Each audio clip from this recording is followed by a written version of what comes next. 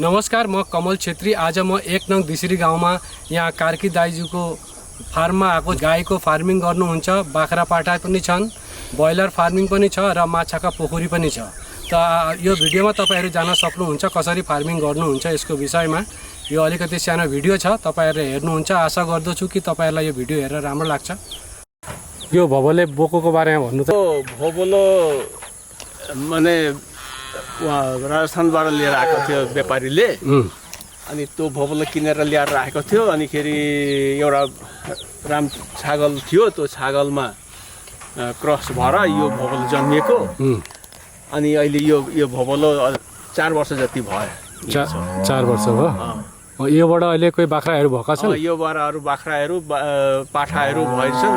पाठाहरू बेचिरहन्छ, बाख्रा चाहिँ रहन्छन्, पाठी चाहिँ रहन्छन्। त्यस्तो गरिरहेछ। अस्ति भर्खरै हालै 4वटा बोका पाठा बेचिए। यो अहिले कति 4 वर्ष भएको नि? 4 वर्षको भयो। यसै यिनीहरू बेच्दा त कति दाम हुन्छ होला यिनीहरूको? अब यसलाई भौलालाई त बेचाइ हुँदैनै। हुँदैन कि मान्छेले किन्दैनन्? किन्दैन भने अब कसैले किन्छ, त्यहाँ अरूले किन्दैन। यसो फार्मिङ गर्नेले किन्छन्? फार्मिङ गर्नेले चाहिँ किन्दछ। बोको कतिवटा एउटै मात्रै छ यहाँ? भौला एउटै मात्रै छ। बाख्रा छन् 12-13वटा बाख्रा छन्। पाठासाठा गर्दाखेरि 18-19वटा छन्। अनि के खुवाउनुहुन्छ त बाख्रालाई तपाईँले विशेष गरेर? बाख्रालाई त अब एक घाँस छ। अनि बेला बखत अब दाना पनि खुवाइन्छ बिहान बिहान। भोलाका लागि चाहिँ 3 महिना 4 महिनामा भ्याक्सिन एउटा लाउनुपर्छ। अनि चना दाल मतलब बुट, काबुली बुट भन्छ, त्यो बुटलाई अब बेलुका भिजाएर राखिदियो। बिहान अनिखेरि आधा पोवा 1 पोवाको दर सधैँ नै खुवाइन्छ। अब कहिलेकाहीँ नभ्याएको दिन रहन्छ, नभएदेखि खुवाइरहन्छ। त्यसैले खुवाउनु परेको छ। डेली सफा गर्नुपर्छ नि यो? आज गरे भएन।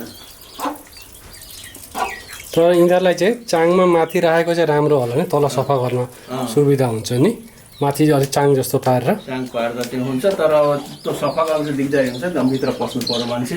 होइन, चाङ मतलब अल्को पारेर जस्तो यति माथि जस्तो। अनि तल चाहिँ सफा गर्न इजी हुन्छ। कति छन् अरे यहाँ बाख्रा तपाईँका सबै मिलाएर? सबै मिलाएर 18-19वटा छन्। 18-19वटा छन्? सबै खसी बाख्रा मिलाएर नि? गाई चाहिँ कति छ तपाईँको अहिले? गाई त वर्तमान एउटै छ। एउटै हेर्ने? अनि त्यसको बाछी छ एउटा। यो एरियामा तपाईँको अहिले फार्मिङ यो एरिया कति हो तपाईँको? यो चाहिँ जग्गा? यो जग्गा अहिले 12 बिघाको प्लट छ। 12 बिघाको प्लट नि? हजुर। तपाईँले अहिले घाँसहरू त लगाउनु भएको छैन? घाँस छ लगाएको, पर लगाएको छ। यो के घाँस हो यो चाहिँ? यसलाई माला घाँस भन्छ। गाईका लागि रोपेको हो यो घाँस। यो घाँस कहाँबाट ल्याउनु भएको थियो तपाईँले? यो घाँस हाम्रा केटाले लिएर आएको थियो, या उसबाट खडा सिमलबाट ल्याएको थियो। खडा सिमलबाट? लादलीबाट ल्याएको थियो। ल्याएर अनिखेरि रोपेको। अब पोरपात अलि निकै थियो, यसपालि चाहिँ अलिक कम्ती नै छ। गाईले खान्छ नि घाँस? गाईले खान्छ। म त यो गाईलाई खुवाउँदा दुध बेसी आउँछ? यो घाँस खुवाउँदाखेरि दुध अलिक पग्रिन्छ नि? हजुर। त अहिले यति मात्रै लगाउनु भएको थिएन, अझै निकै लगाउनु भएको थियो? अगाडि अलिक निकै थियो, यसपालि चाहिँ अलिकति कम्ती नै राखेको छ। त यसलाई नै के अरे कसरी सर्छ? यसलाई चाहिँ रोप्नु पर्छ न? जरो रोप्दा भइगयो नि? जरो रोप्दा हुन्छ? जरो रोप्दा त्यो डन्ठी हुन्छ, त्यो डन्ठीलाई नि रोप्दा हुन्छ। यो तामुल भर्खरै लगाउनु भएको? तामुल भयो 2-3 वर्ष भयो रोपेका। यहाँ अहिले छेउछाउमा जो माटा छन् तपाईँको, यो अलि धान खेती है पछाडि? धान खेती तपाईँको मात्रै यो अहिले फार्मिङको हो? धान खेती तपाईँको बेग्लै कहाँ छ? अरू छ धान खेती? धान खेती छ, उता अगाडि छ। अगाडि कति बिघा छ तपाईँको? धान खेतीको पनि छ तपाईँको 7-8 बिघा माटो छ। 7-8 बिघा खेती गर्नुहुन्छ? खेती गर्छ। आफै गर्नुहुन्छ न? अधि आफै गर्छु। आफै गर्नुहुन्छ? यो कति बेते गाई हो यो? यो 2 बेते गाई हो। 2 बेते हो? हजुर। यहीँ बिहाको थियो अगाडिबाटै न किनेको? यो अगाडिदेखि नै अब हामीहरूले भयो। अहिले गाई पालेको त 13-14 वर्ष भयो कि। अनि एक समयमा त 7-8वटा थिए। अहिले अब मान्छेको क्राइसिस हुनाले, नभ्याउनाले बेते अनि यसको कोरली छ एउटा। यो कोरेली नि? यो कति वर्ष भयो? 2 वर्ष? त्यही गाएको कुरो नि। बिहाउन टाइम छ अहिले? बेसी लगाएको छैन? खेत दिएकै छैन। दिएको छैन? पुरा आमा जस्तै रहेछ देख्नु। अनि अहिले दुध चाहिँ कति दुध दिन्छ अहिले गाईले? अहिले 5 लिटर गाखिर छ 5 लिटर बेलुकाको 4 लिटर हुन्छ दिनको 9 लिटर छ यो चाहिँ के जातको गाई हो यो गाई हो तपाईको अस्ट्रेलियाको क्रस हो अस्ट्रेलियन क्रस अहिले यसै गाई किन्दा कति पर्छ होला यस्तो गाई नयाँ किन्दा मतलब धर्नुहोस् एक बेते 2 बेतेको दाम त्यो त गाखिरका उपर निर्भर गर्छ गाखिर जति हुन्छ गाईको दाम त्यही अनुसार हुन्छ यहाँ चाहिँ गाखिर कसरी छ लिटर अहिले गाखिर त अहिले यहाँ 60 रुपियाँ लिटर छ अरू उसले ठेकेदारले लाँदाखेरि 50 रुपियाँ लिटर दिन्छ तपाईँले अगाडि एउटा अस्ट्रेलियन गाई पनि राख्नु भएको थियो अगाडि एउटा अस्ट्रेलियन गाई राखेको थियो कति लिटर दुध दिन्थ्यो त्यसले त्यो त अतिपातै दिन्थ्यो नि बिहान दिन्थ्यो 12 लिटर बेलुका 8 लिटर गाखिर दिन्थ्यो दिनको 20 लिटर गाखिर थियो अनि कतिमा किन्नु भएको थियो त्यो किन्दाखेरि 80,000 मा किनेको थियो 2 बेतसम्म राख्यो यहाँ 2 बेत राखेपछि 3 बेतका पालामा त्यसलाई अनि बेच्यो 1,10,000 मा बेच्यो किन पाल्न के झमेला हुन्छ त्यस्तो गाई झमेला माने त्यो अब अलिक ठुलो गाईहरू त्यो गाईलाई माने यस्तो हुन्छ कि यहाँको हावापानीले गर्दा अलिक माने गर्दो रहेछ र बेमार आजार होइरहने कि अनि त्यत्रो दामी गाई राख्न अलिक साह्रै लाग्यो र अनिखेरि बेची ग्राहक पनि भेट्यो बेचिहाल्यो अहिले अब तिनीका क्रसहरू छन् अबसम्म चाहिँ त्यो बाछो यो बाछो अस्ट्रेलियन यो यसैको बाछो हो यसैको बाछो हो त्यो बेबीको बाछो हो यो वर्तमान 5 महिना भयो बाछो यो 5 महिना भएको छ यो 5 महिनाको बाछो यो देख्दा त यस्तो लाग्छ कि निकै ठुलो बाछो लाग्छ अब यो भन्दा त लोकल गाईको बाछो त्यो 2 महिना अगाडिको बाछो हो 7 महिनाको त हो 7 महिनाको सानो लाग्छ यो मतलब 5 महिनाको ठुलो होइन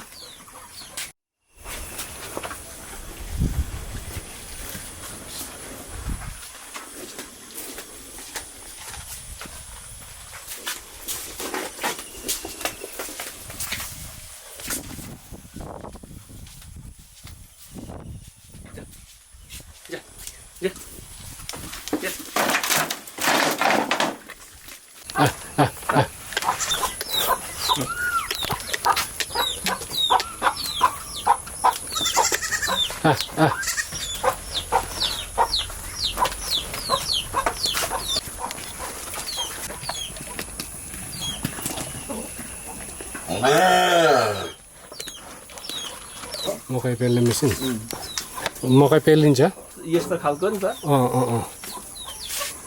यो अब यो बोक्रो छोराको मकै यो घोगा यो यहाँ रहेछ हालिन्छ अनि फेरि यहाँ मोटर छ यो मोटर यो उसमा काटेर स्विच दिएपछि यो दाना बनाउँछ यसले मोटर चल्दछ अनि मोटर चलेपछि यो भित्र यहाँ उ छ तपाईको चेन छ चेन फिटिङ छ यो चेन हेर्नु चेन फिटिङ गरेको छ यो चेनले कुट्दछ चेनले कुटेर यो मकै छोडिन्छ गुटी छोडिन्छ अनि मकै छोडिएपछि घोगा चाहिँ रहन्छ त्यो घोगालाई साइड गरिदियो मकै अनि यता निकाल्दै यो अगाडि निकालिन्छ मकै यता मकै निक्लिन्छ यहाँ मकै निक्लिन्छ त घोगा पनि गुडा पार्छ क्या घोगा गुडा पार्दैन घोगा यस्तो रहन्छ यस्तै रहन्छ खालि घोगा अनि यो दाना काम आउँछ यो घोगा आउँदैन यो आउँदैन यसै दाना पकाउनलाई कसैले अब दाना पकाउँछन् भने त्यसलाई आगो बाल्ने चाहिँ काममा आउँछ त्यहाँबाट बाहिर अर्को काम आउँदैन म त यो खालि निकाल्ने मात्रै काम यो गुटी निकाल्ने मात्रै हो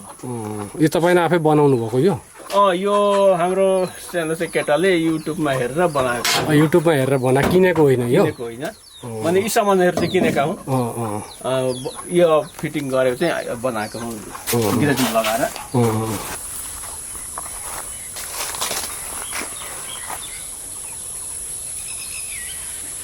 यो पोखरी भर्खर खनाउनु भएको अहिले भर्खर खनाएको हिजो खनाएको उतापट्टि यो अगाडि खनेको पुरानो थियो अनि साइडमा हिजो खनेको यो कति जेसीबीले एकै दिनमा खनेको जेसीबीले एक दिन माने 5 घण्टामा खनेको 5 घण्टामा घण्टाको कसरी लिँदो रहेछ घण्टाको 1800 गरेर दिन्छ 1800 गरेर हजुर बाहिर पानी पर्दा त बाहिर जाँदैन नि माछा जाँदैन त पार बाँधिएको छ नि यो अहिले बाँधेको छ नि अनि यसमा पनि माछा पाल्नु भएको छ यो यसमा त यो त पुरानो पोखरी हो यसमा छ माछा छन् माछा यसमा नि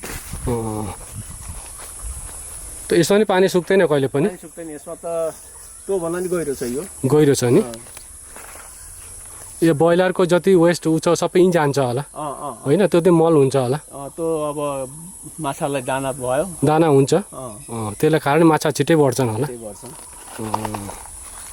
त तपाईँको यस्तो फार्ममा अहिले माछाको गाईको ब्रोइलरको बाख्राको त चारवटा चिजको छ त्यो हिसाबमा अब एउटा खेती हुन्छ तपाईँको यहाँ गर्दा त्यो हो मासरुम खेती यो भित्र जो ब्रोइलरको छ त्यसमा तपाईँले ट्रेनिङ लिएर अलिकति मासरुमको खेती गर्दा त यो त लाखौँको धन्दा हुन्छ मासरुम खेतीमा बेसी पैसा लाग्दैन मतलब बेसी पैसामा त तपाईँको जग्गा त तपाईँको छँदैछ र क्लाइमेट पनि यहाँको राम्रो छ ट्रेनिङ लिनु पर्यो त्यसको ट्रेनिङ लिएर त्यसमा चाहिँ गर्दा चाहिँ यत्रोवटा घरमा तपाईँले मासरुम खेती गर्दा चाहिँ बहुत राम्रो प्रफिट हुन्छ अनि यो ब्रोइलर फार्म तपाईँको किन बन्छ त यो ब्रोइलर फार्म अहिले मान्छे नभेटेकाले ब्रोइलर फार्म बन्छ बच्चा हालेका छैनन् र मान्छे खोज्दैछौँ मान्छे भेटियो भनेदेखि फेरि हाल्ने इरादा छ बन्द भएको कति दिन भयो यो बन्द भएको भयो 4-5 महिना भयो 4-5 महिना अगाडि कति हाल्नु भएको थियो यसमा यसमा अगाडि एक खेप 2000 हालेको थियो एक खेप 2500 हालेको थियो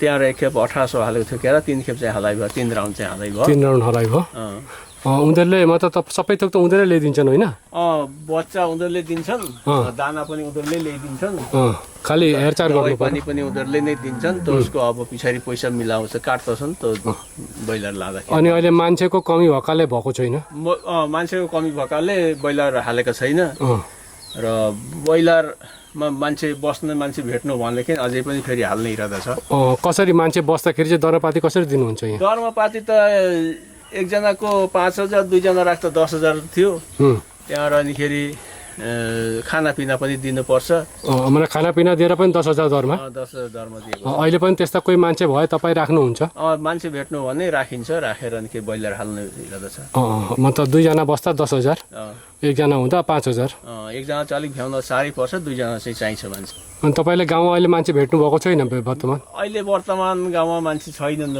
अनि कोही बाङ्गलोर गए कोही अब मिस्त्री काम गर्छन् राजमिस्त्री गर्छन् अनि ब्रोइलर फार्ममा मान्छे सबै मान्छे गर्न सक्दैन किनभने ब्रोइलरको अब काम गर्न जान्नु पनि पर्यो जान्दाखेरि उनीहरूलाई राम्रै छ नजान्नेलाई चाहिँ अलिक त्यो अप्ठ्यारै हुन्छ यो कति खर्च आयो होला यो बनाउनमा तपाईँको यो बनाउनमा खर्च झन्डै 2.5-3 लाख रुपियाँ खर्च भयो 2.5-3 लाख रुपियाँ नि त यो एकखेप बनाउँदा त 5-6 वर्षलाई चल्छ 5-6 वर्षलाई जान्छ यो जान्छ नि वर्ष के जान्छ 6-7 वर्ष 6-7 वर्ष नि तपाईँको एउटा ब्रोइलर जो हाल्दाखेरि कति महिनामा बढ्छन् यसै ब्रोइलर हाल्दाखेरि त तपाईँको 35 दिन वा 45 दिन भित्रमा ब्रोइलर निकालिन्छ 45 दिन मतलब 1.5 महिनामा 1.5 महिनामा त्यो त बिजनेस त राम्रो हो त्यो हिसाबमा त अनि बजारको उपर निर्भर गर्छ बजार यदि मार्केट अलिक